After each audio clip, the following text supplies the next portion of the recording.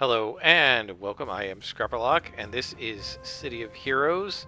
Um, I'm not creating a new character, but I did get a question in one of my videos where someone was, and I'm sorry, I can never remember the login names, but the person was said they're playing a corruptor, or they feel like they're not doing enough damage and they just can't get into it. And they said, is it possible to do range damage, or do you just have to do damage as melee, just melee out damage range? No, it does not.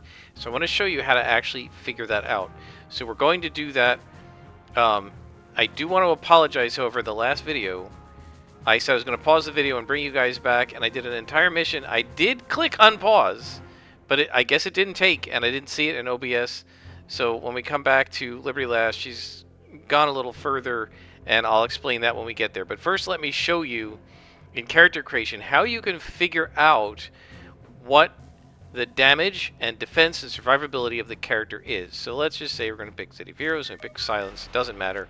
And now what it does is it says, what kind of a character do you want? The play styles are tank, melee damage, range damage, crowd control, support, and pets.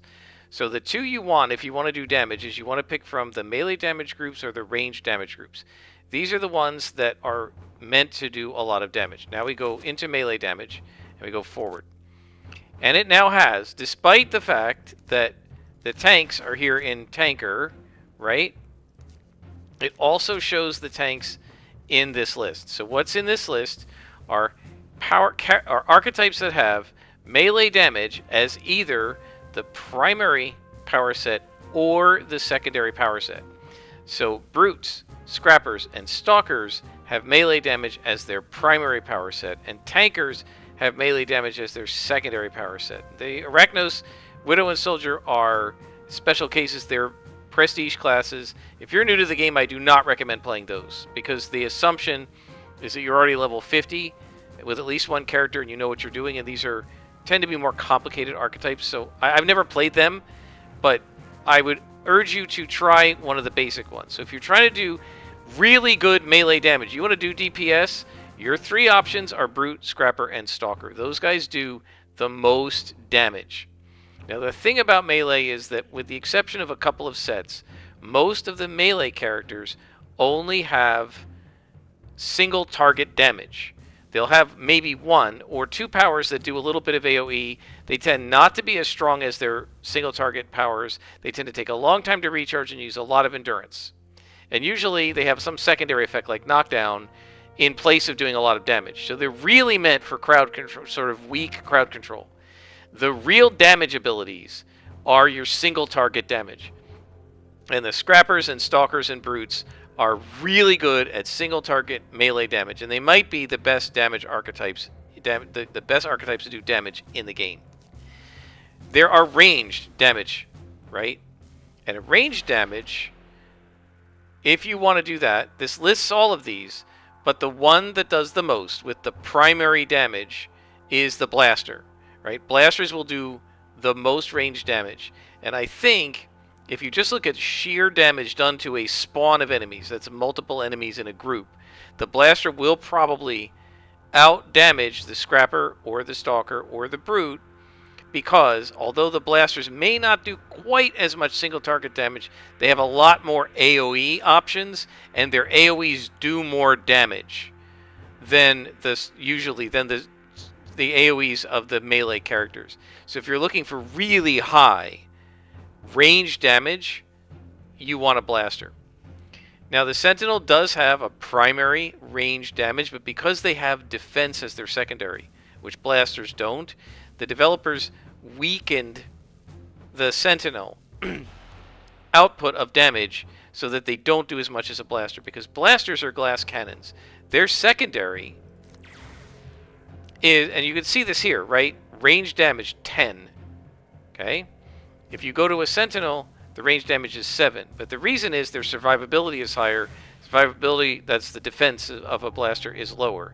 If you look at a Corruptor, again, they have a slightly higher survivability, but in exchange they have low range damage. A Corruptor's secondary is range damage. Their primary is support. A Corruptor is like a Defender.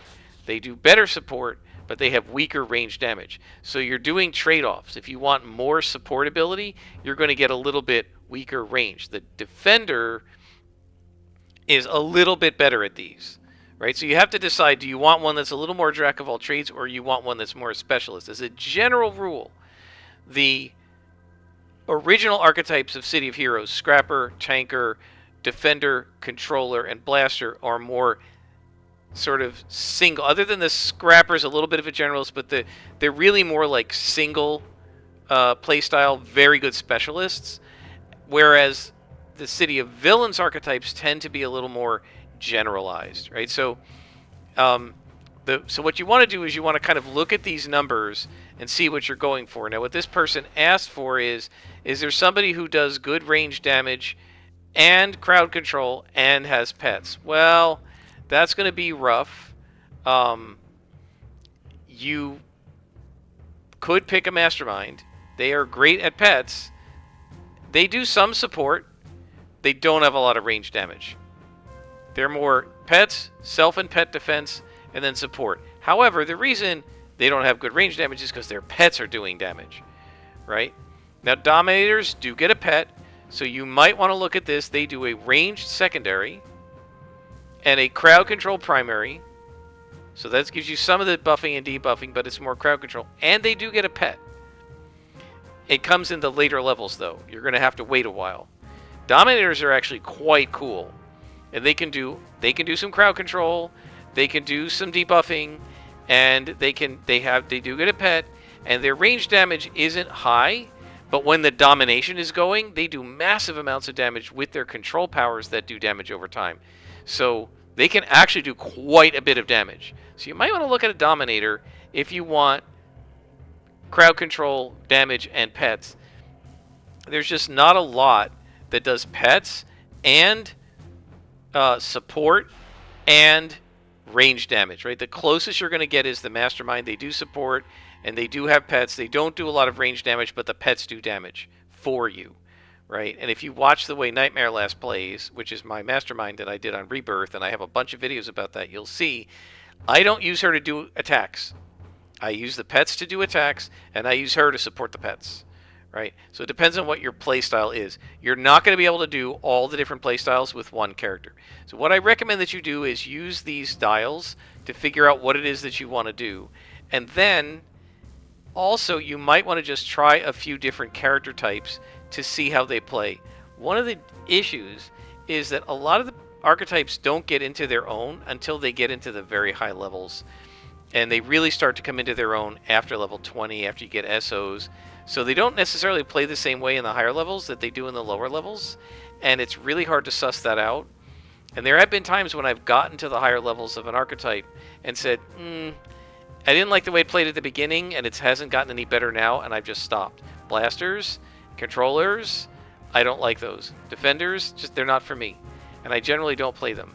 So you might have to play around a little bit to find the archetype you like. I guarantee you there is an archetype for everyone. You just have to find the one that fits for you. So hopefully that helps. I'm going to pause it now. When I come back, we'll talk about the story arc we're on, and we'll also talk about the shortcut tray, which somebody asked about in one of the comments. All right, we are back with Liberty Lass, and I've turned XP back on. We'll do that a little bit. We're going to get us a little bit closer to fully leveling up and then turn it back off again. I'm trying to cheese it a little bit, and I'll show you why when we get to the final mission. But we do have another mission to do. I think that I take it. I didn't take it yet. So what happened is, after going to the different places and finding the different clues, we were given a mission that I paused on and that I didn't bring you back, where we had to go into an arachno space and actually get the psychochronometron. So we have actually found it. I don't think we have the ability to use it yet, though. We do not. Eventually we will get a general power that will allow us to go to Ouroboros, but we haven't got that yet. So now we're going to talk to G, and G says that Arbiter Sands is still in Faultline. He's probably trying to avoid detection, so until he can escape to the Rogue Isles, the psychochronometron requires psychic powers to activate, and Arbiter Sands doesn't have any. However, he has a rival who does have access, Nocturne. The plan is to lure Nocturne into a trap. So this one, we're going to get a little bit of XP for, and then we're going to turn it off. And then the last mission, which I think comes next, is the one where we're going to want to get pretty close and then level up in the mission to get some buffs. The reason is that we're going to be fighting multiple elite bosses at the same time, without doing too much in the way of spoilers.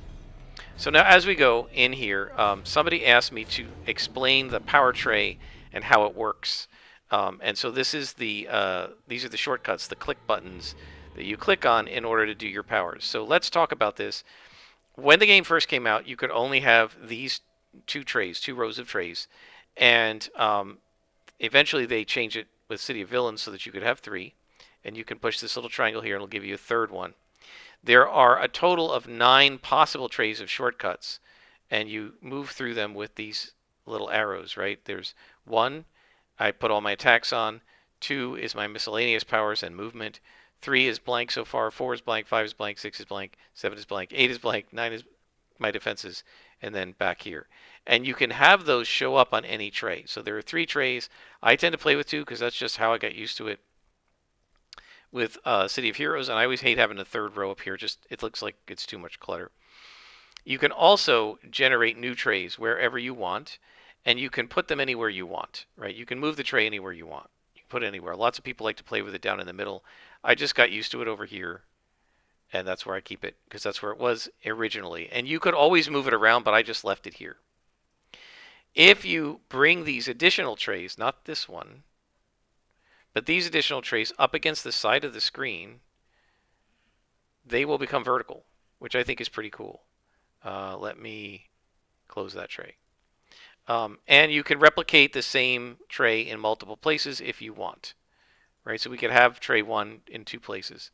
So what I do is I put the additional tray on this side, and I put all of my toggles on this side that I am not going to use, that I'm not going to turn on and off, but I'm just going to leave them on, and I leave them here so that I can watch them and make sure they're on, and if I have to re-engage them, I can click them.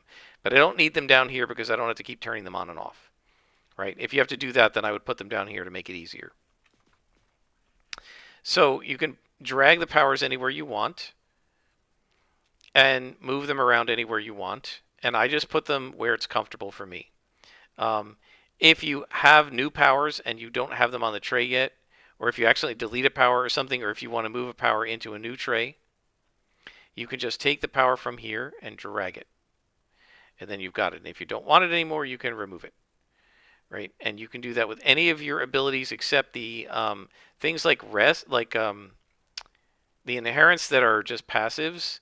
You can't drag them because they don't do anything. You can't turn them on and off. All right, so those don't appear in any trays. For the inspiration tray, again, this can be disconnected like any other part of the UI, and sometimes people like to move this in here so that when they see stuff happening to their character, they can click on it right there. But again, I'm used to having it over here. You can also hit the function keys, right? This is function 1, 2, 3, 4, and 5, and if you hit F1, it'll use the one in the bottom. By the way, doing it this way is happened to me like later. I used to do them in rows. So when I got to high level, I'd have like a row of yellow, a row of red, a row of blue, a row of purple, whatever. And then one of my friends was like, no, I put them in columns because then, if I have to, I can just hit F1, F1, F1. And when you use this one, this one will drop into place. And so that's kind of why I do it that way now. Also, having 5 of these gives me 5 different options rather than the 4. When you get another row at level, I think 25, and another row at level 40, so you end up with 4 rows of 5. And I can still remember to this day seeing a screenshot of a tanker who was doing whatever tanking he was doing. His entire thing was full of just blue. I guess he had endurance problems. Unless he was somebody who was using all the other stuff and not using the blue. It's also possible to combine 3 enhancements to make a new one. I never think to do that because I usually have the enhancements, inspiration, sorry, you combine inspirations to make a new one. I usually don't do that because it wasn't part of the original game, and so it just never occurred to me. It never occurs to me to do it. And I think it's sort of inefficient to get rid of 3, right? to replace with one. I'd rather go ahead and use them. All right, so Nocturne is here wanting the Psychochronometron, and she's walked into our trap. And there's nothing here but Liberty Lass. It's a trap! Kill Liberty Lass and escape. Well, you're not going to be able to kill Liberty Lass. Where are we going? Wrong way. So hopefully both of those bits of advice or explanation have helped those of you who are new to the game. If you are, again, if you're playing something like a Corruptor and you're struggling with that archetype, feel free to, this is City of Heroes. You got lots of options and lots of character slots. And it doesn't cost you any money to change character slots or to change characters, so you can just try a new character. One thing I would say to be careful of is be careful of locking yourself constantly in the like intro game, right? Because if you never level up past level 10 or something, you never get to see the character really come into its own, and you can end up becoming frustrated just because you're always in the low levels and you're never actually getting to the higher levels and getting single origin enhancements and stuff. What you'll see, and I got to keep an eye on this XP bar, what you'll see with this character is that she's going to get way more effective the minute we get SOs. And then as we get into the higher levels of the 20s and get more slots on our powers and get more powers, she'll get even more effective. And the other thing is that they changed the slotting, right? The way the game works at the beginning is you get new powers every even level, and you get new slots every odd level. And that stays true until you hit level 32. But after that, you start getting new powers every third level, and you get 3 slots at a time, and you get them 2 out of the 3 levels. So level 33 and 34 are both just giving you slots, and you get more of them. So what happens is your character really doesn't fully come into its own until you're in the 30s, because you have all these powers, but you don't have enough slots to put slots on all of them. Even if you have the money to enhance them all, you just don't have the slot sockets to put into the powers, right? So I'll show you when we finish fighting this little spider drone here. You guys have seen this before, but let's just take a look. Right, you can put up to 6 slots in all of these powers, right? Now, some of them don't need it, like fast healing, but a lot of them do. And we only have half the slots, right? So it's going to take us into the 30s to get all these things with 6 of these sockets, no matter how many enhancements we can afford. Same thing with over here. We don't need to do anything over here, fortunately, right? And so you're not going to really see how powerful your character can be until you're in the 30s. Now, that takes a long time to do, right? And I've always said the character needs to be fun all along. And I remember somebody saying way back at the beginning, before scrappers were given crits, when I was struggling as a scrapper, right? And they said, look, level 1 to 22-ish is basically your tutorial, and your character won't come into its own until the mid-20s. And I said, it wasn't the developers who said this, it was the players who had gotten to that level. They were like, just stick with it, your character will eventually get good, but it will happen in the 20s. And I said, that's too long, right? It's going to take months, right? It took me months to get into couple months to get into the 20s. That's going to take too long. And so I can definitely sympathize with somebody who's frustrated by that. That you want your character to be, pretty powerful and useful and stuff right from the beginning. And it can be very slow if you're a controller or a dominator or I guess a corruptor. I haven't really played corruptors past level 7, but it can be very slow when you're playing solo with things that don't do a lot of damage. The way to mitigate that is to group up. And then you don't have to worry about the damage because somebody else is doing the damage, okay? Now, I think we shouldn't level up in here. But I think I'm going to turn the XP off anyway, actually, just in case. Let's get rid of it. Because I'm just afraid we're going to earn too much XP from the mission complete. I don't think she'll give us enough XP for it, but we're going to get the mission complete as soon as we defeat her. If this was like a defeat all, then I would say, okay, this is not a problem. We could just defeat her first and leave some guys alive. But because it's going to trigger as soon as she is defeated, I don't want... I'm just afraid the mission XP is going to be enough to put us over the top.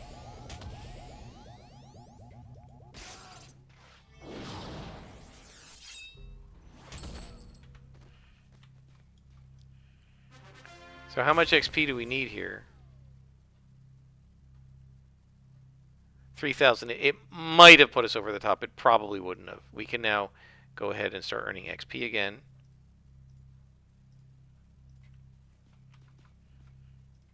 So yeah, I would say one of the best ways, if you're with a character who's maybe going to start doing more damage later, like a Corruptor, but you've got to get those primaries in and the secondaries open up more slowly, and so you're not going to really be doing serious damage until you're 25th level, and it's frustrating you that you can't do enough damage at the low levels. You're not able to do what I can do, right, because your character doesn't have the defenses, and you're not doing a damage primary, so you're not damaging things at fast. It's like, gee, do I have to be a brute? No, you don't. You just have to realize that your character is not designed to do that heavy single target damage that I'm doing, right? Solo, doing heavy single target damage is ideal, and that's why Scrappers and Brutes are great at it. Stalkers, right? Stalker will come in, boom, take out the boss in one shot, and then pick off a couple of minions, and it's, you know, things are dead so fast. But you can eventually do that as a blaster or defender or controller, but it takes to the higher levels, right? You're going to have to be more patient or get on groups. You'll earn XP faster, and you will let them do some of the damage until your character comes into its own. All right, Agent G. Now we're up to part 5. We've got to get Captain Castillo. Maybe this isn't the finale yet. This arc is going longer than I remembered.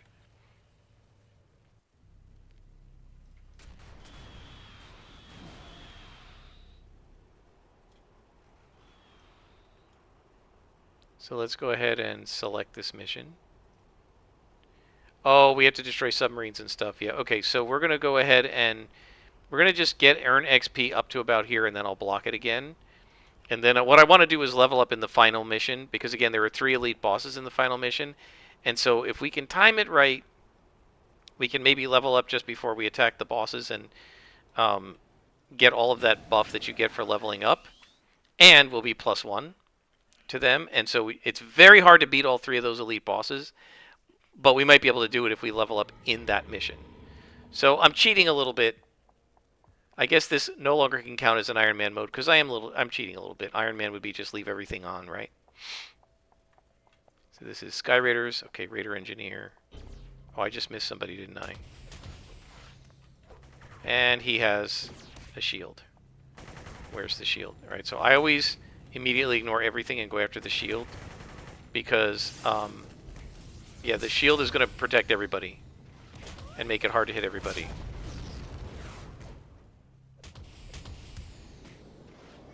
Yeah, this was a mistake. I went right past the first spawn of guys.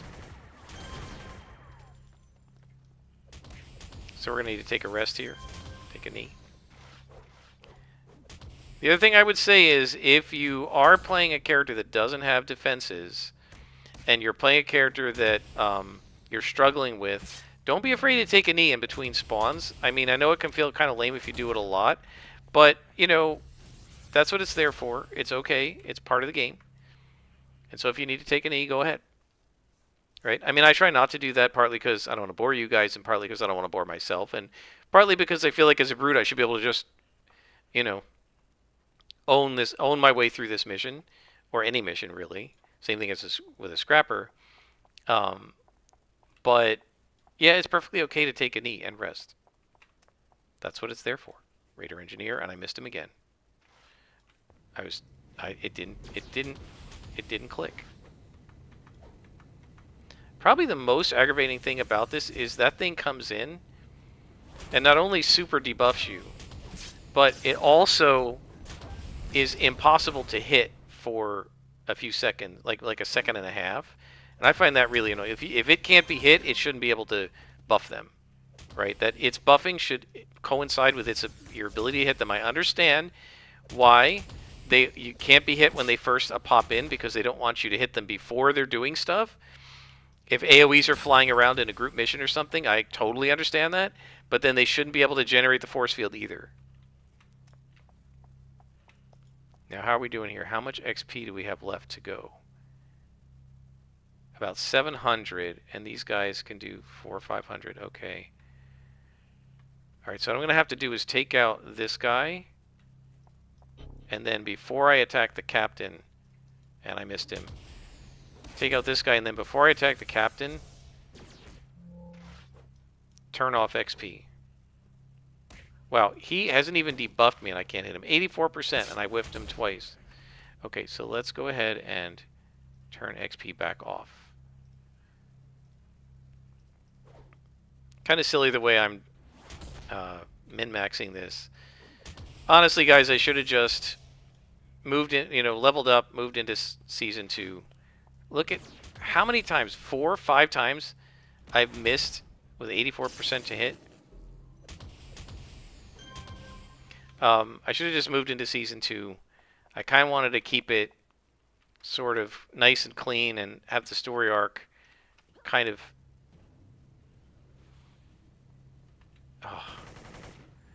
have the story arc kind of end along with, the level up and everything. And why am I doing this? Because that stupid generator was in among the boxes and it was going to be impossible to get to. So I just said, let's pull him out into the open. And we can beat them up in the open.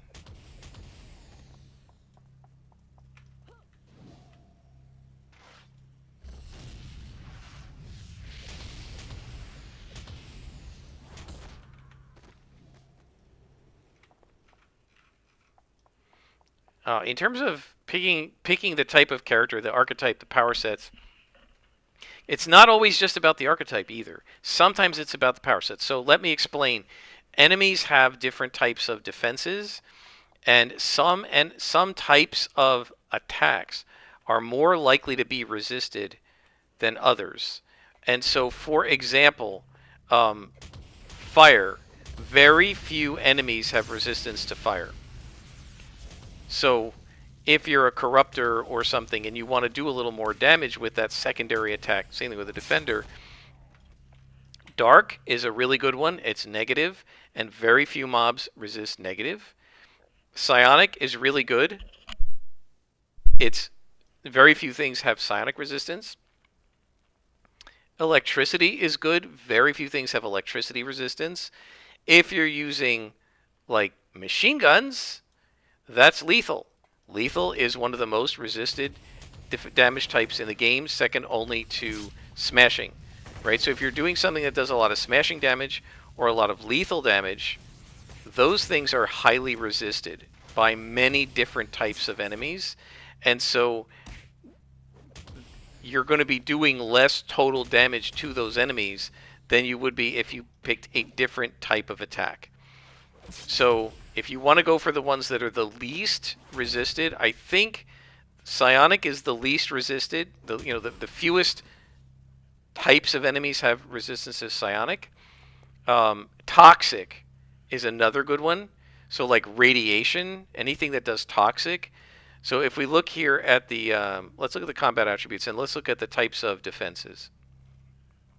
Toxic defense and psionic defense are the ones, the fewest power sets, defense sets, have resistance and defenses to those things. Right? So that means the fewest enemies will have defenses.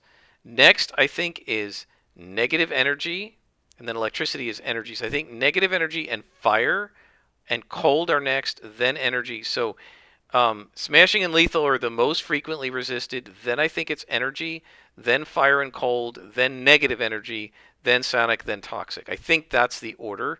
So if you want something that's going to do a lot of damage, even as a secondary, one way you can kind of help yourself is by picking the power set that does the thing that people don't resist. Right? So for example, like thorns and spines and stuff, they do some toxic. That's awesome, and that will not be resisted by very many mobs. If you remember my story about Liberty Lass, when she started on launch day, basically, or right after launch day, she was a super strength invulnerability tanker, and I was unbelievably frustrated by the fact that everything it felt like super strength was weak, super weakness rather than super strength, and the reason it felt weak was because everything resisted my damage. So tankers were, okay in melee damage, but everything in the low levels, Vajalock, Skulls, everything but Clockworks resists smashing damage. So you're already doing 70% the damage of a Scrapper, right? So the Scrapper's attack does 10, you already do 7, and then you're actually only doing 5 because the darn thing has 20% resistance to smashing. Or you're missing because it has defense to smashing, which gives it dodging ability, right? And that's incredibly frustrating. And I got so sick of it that after leveling Liberty Lass for 19 levels as a smashing based, right, super strength tanker, I deleted her and regened her as a fire invuln tanker.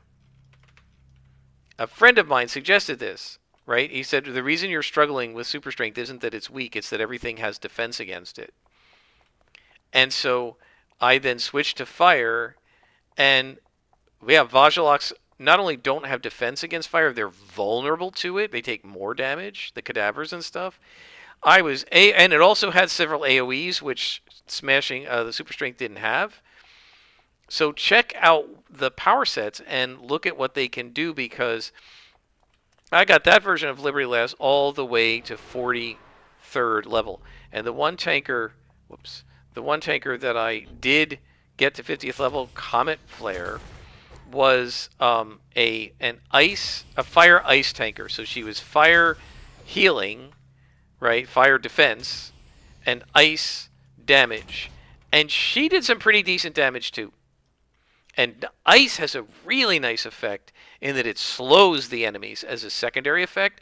So the one time I made up a corruptor, I made a fire ice corruptor. Don't do that because I think the fire counteracts the ice. But if you make say an energy like electricity ice or something like that, corruptor, what's nice about it is, or even an ice, what's nice about it is that the ice stuff will slow the enemies down. So if you range target them and you hit them with an ice attack and then they try to attack you, they're going to be running at you in slow motion. You can kite them really easily. Ice is an amazing ranged power for kiting.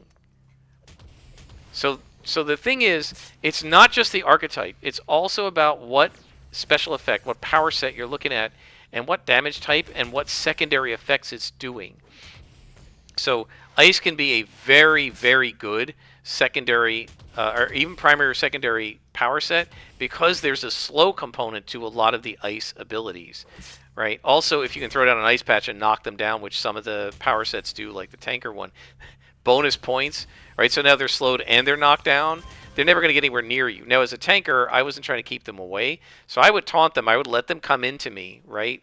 Then I would lay the ice patch down and would start knocking them all down, and they would just keep falling down. And then I would hit them with whatever ice I could because that would slow them down and they couldn't run out of the ice patch. It was awesome, right? So the idea is if you can get these things that can synergize, it can make it really a lot easier, and you can end up doing more damage in a quicker way, right? So think about kind of what the secondaries are, and if you're struggling with doing damage in any archetype, even scrappers or something, consider getting away from smashing especially and lethal. The thing with scrappers and tankers and stuff is a lot of the power sets are smashing or lethal based, right? Martial arts, katana, dual blades, broadsword. I think even the Titan weapons, those are all lethal, right? So those are the ones to stay away from if you're struggling to do damage.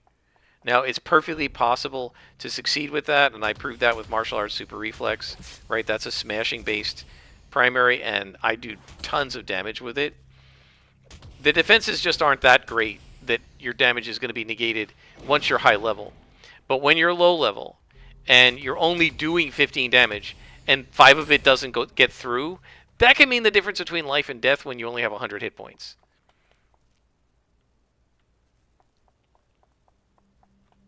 Let's see. There's Captain C. Let's take a look. He's got nobody near him? Well, you were pretty dumb to be all by yourself here, buddy.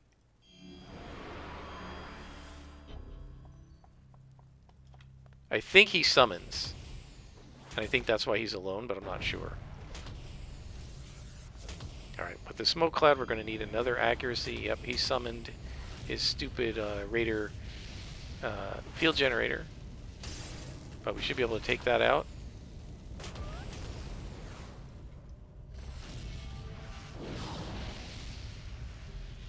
Let's heal up. Let's go ahead and use the rest of our inspirations. So here's another thing. Why do I not just suck down all the inspirations right at the beginning? Inspirations only last 60 seconds. So what I try to do is I do about 15-ish seconds of attacking with like one of inspiration each, right? One purple pill, one red, one yellow. And then once I have gotten about 15 seconds into it, I use the next set, right? The next one, the second one of each. That gives me 30 seconds of overlap where I'm getting double, right? Double luck, double insight, double rage, or whatever, right? And then after the first one wears off, I've got another 15 seconds where I've got at least one. So that if it takes me like a little longer than a minute, I'm still a little bit protected for 15 seconds. Prismatic ether obtained. Is that some kind of really awesome salvage? It is.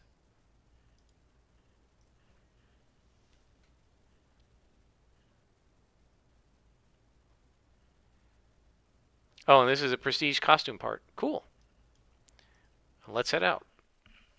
So yeah, guys, again, it's not just about the archetype. It is also about the power set. So I hope I've helped explain some for, sorry, I don't remember the login name, but the person who asked about like surviving as a corruptor. I think my first piece of advice to you would be, we ask like, what's your power sets, and is there maybe a power set you could pick, like Dark, that would do. I mean, Dark is awesome because not only does it do negative energy, it debuffs the enemy's ability to hit you. It makes it's -2 hit to them.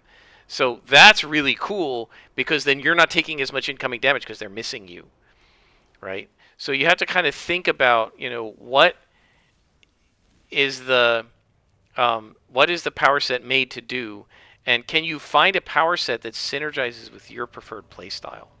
And that's really what it's all about. The information Castillo had matches what Nocturne told us. Arachnos has been bringing men and materials into the city using submersibles. Arbiter Sands is going to attempt this. We're still not done. This is a much longer story arc than the others.